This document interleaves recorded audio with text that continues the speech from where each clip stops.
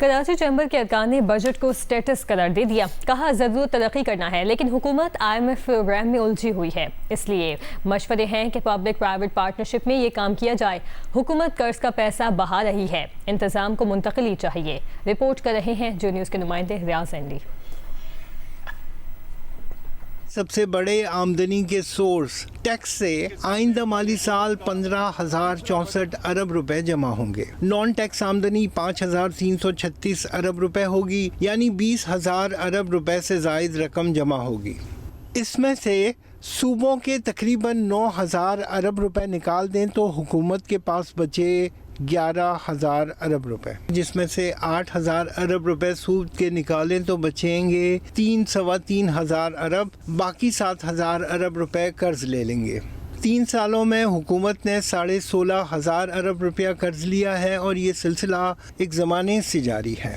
آج صورتحال یہ ہے کہ سود ادائیگی کے بعد اتنا بجٹ نہیں ہے کہ ترقیاتی کاموں پر خرچ کر سکیں. ڈیولپمنٹ ایکسپینڈیچر بجٹ کرنے کے خلاف ہوں. میں سمجھتا ہوں کہ وہ اسپینڈنگ جو ہے وہ اتنی زیادہ پروڈنٹ نہیں ہوتی اور اتنی زیادہ ویلیو نہیں دے رہی ہوتی. میں ہمیشہ سے جو ہے وہ پبلک پرائیویٹ پارٹنرشپ کے حق میں ہوں, اور پبلک پرائیویٹ پارٹنرشپ کی بیوٹی یہ ہے کہ اس میں گورنمنٹ جو ہے وہ پروجیکٹ آئیڈینٹیفائی کرے, وہ ان کو آفر کرے مارکیٹ میں, اور اس میں جو پرائیویٹ سیکٹر اس کو ایویلیٹ کر کے اور اس میں وہ انویسٹمنٹ کرے. تو آپ کو پھر وہ یہ نہیں کرنا پڑے گا کہ آپ بجٹ میں جو ہے ڈیولپمنٹ ایکسپینڈیچر کو پرووائڈ کریں اور پھر اس کے قرضہ لیں اور قرضے سے جو ہے وہ آپ اس کو فائنانس کر رہے ہوں. 16 سال سے ہم یومیہ 12.5 ارب روپیہ قرض لے کر ان بچوں کا مستقبل داؤ پر لگا رہے ہیں. سوچیں یہ پروفیشنل لائف میں آئیں گے تو ملک پر کتنا قرض ہوگا.